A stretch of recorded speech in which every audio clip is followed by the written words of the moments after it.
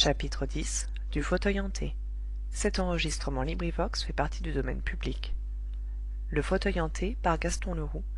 Chapitre 10 le calvaire.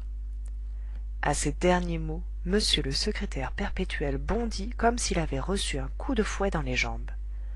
Ça n'est pas possible, s'écria-t-il, et il regarda m gaspard lalouette, pensant que celui-ci se moquait de lui. Mais m lalouette se taisait maintenant, les yeux baissés, lui montrant une mine plutôt triste. Ah çà, vous voulez rire, s'exclama m patard en tirant la manche de m lalouette. Non, non, fit m lalouette en secouant la tête comme un enfant malheureux, je ne ris pas. Mais m le secrétaire perpétuel, que semblait gagner une sorte de délire, reprit. Qu'est-ce que c'est que cette histoire-là? Voyons. Répondez-moi. Regardez-moi un peu. m lalouette leva sur m patard un regard humble et douloureux, un de ces regards qui ne trompent pas. Cette fois m le secrétaire perpétuel sentit un véritable frisson lui parcourir le corps de la tête aux pieds. Le candidat à l'académie ne savait pas lire. m patard eut un « Oh !» qui en disait long sur son état d'âme. Et puis il se laissa tomber sur un siège, avec un gros soupir. « Ça, c'est embêtant, » fit-il. Et il y eut un triste silence entre les deux hommes. Ce fut m gaspard lalouette qui osa, le premier, reprendre la parole. Je vous l'aurais bien caché, comme aux autres, mais vous qui êtes au secrétariat perpétuel, qui recevrez ma correspondance, qui aurez certainement l'occasion de me soumettre vos écritures. Me soumettre vos écritures? M. Hippolyte Patard leva les yeux au ciel. J'ai bien pensé que vous vous en apercevriez tout de suite. Et je me suis dit qu'il valait mieux s'arranger avec vous de façon à ce que personne n'en sache rien jamais. Jamais. Vous ne répondez pas? Est-ce l'affaire du discours qui vous gêne? Eh bien, vous ne le ferez pas trop long et vous me l'apprendrez par cœur. Je ferai tout ce que vous voudrez.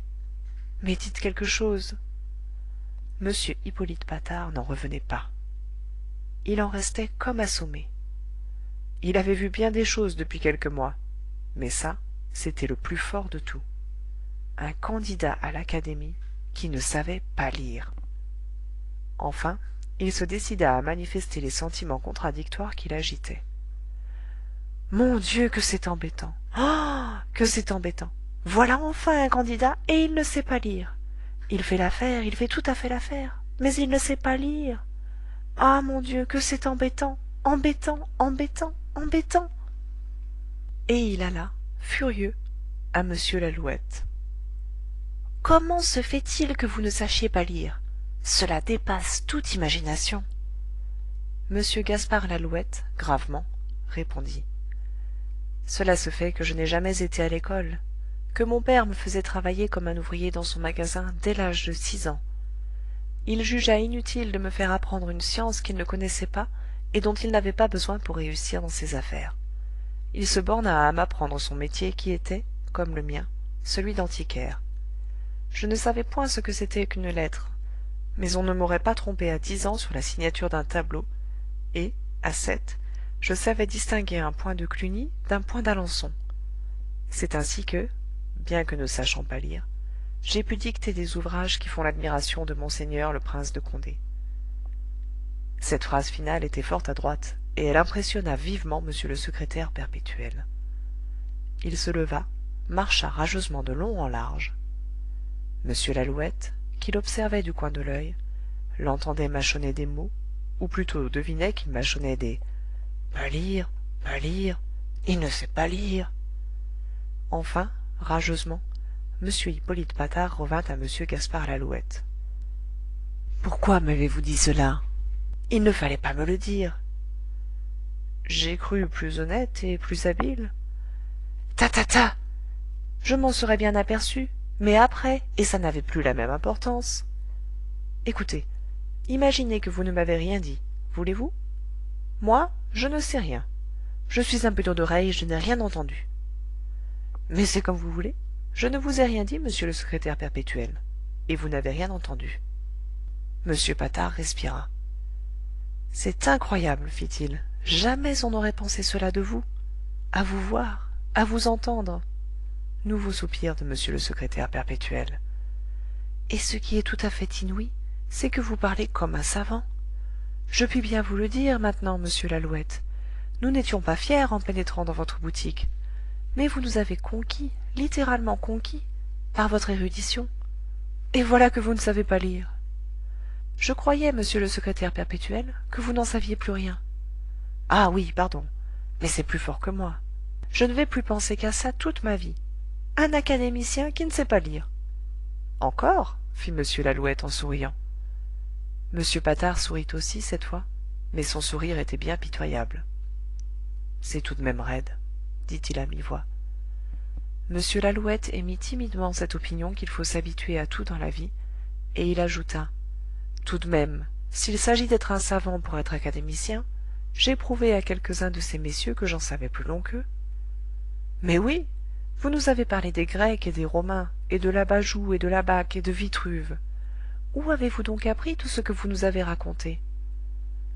Dans le dictionnaire Larousse, monsieur le secrétaire perpétuel. Dans le dictionnaire Larousse? Dans le dictionnaire Larousse illustré. Pourquoi illustré? S'exclama ce pauvre m Patard dont l'étonnement devenait de l'ahurissement. À cause des images qui, dans l'ignorance où je suis de la signification de ces petits signes bizarres appelés lettres, me sont d'un grand secours. Et qui est-ce qui vous fait apprendre par cœur le dictionnaire Larousse?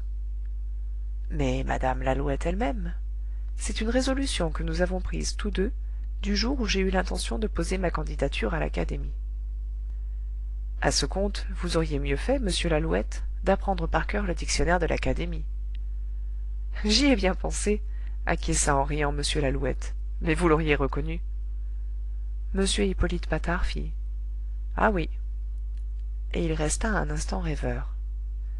Tant d'intelligence, de perspicacité et de courage lui donnèrent à penser. Il connaissait des gens à l'Académie qui savaient lire, et qui ne valaient certainement pas m Gaspard Lalouette.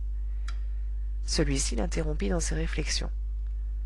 Je n'en suis encore qu'à la lettre A, dit-il, mais je l'aurai bientôt terminée. Ah ah! Vous en êtes encore à A.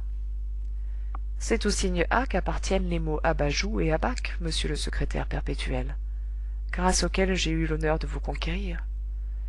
Oui, oui, oui, oui, oui, oui, oui, oui. M. Hippolyte Patard se leva. Il ouvrit la porte qui donnait sur la rue. Sa poitrine se souleva comme si elle voulait emprisonner une bonne fois tout l'air respirable de la capitale, puis il regarda la rue, les passants, les maisons, le ciel, le Sacré-Cœur qui portait tout là-haut sa croix dans la nue, et par une liaison d'idées assez compréhensible, il pensa à tous ceux qui portaient leur croix sur la terre, sans la montrer. La situation n'avait jamais été plus terrible pour un secrétaire perpétuel. Héroïquement, il prit sa résolution. Il se retourna vers l'homme qui ne savait pas lire. « À bientôt, mon cher collègue, dit-il. Et il descendit sur le trottoir, ouvrant son parapluie, bien qu'il ne plût point. Mais il n'en pouvait plus, il se cachait comme il pouvait. Il s'en alla par les rues, qu'à un quart. Fin du chapitre.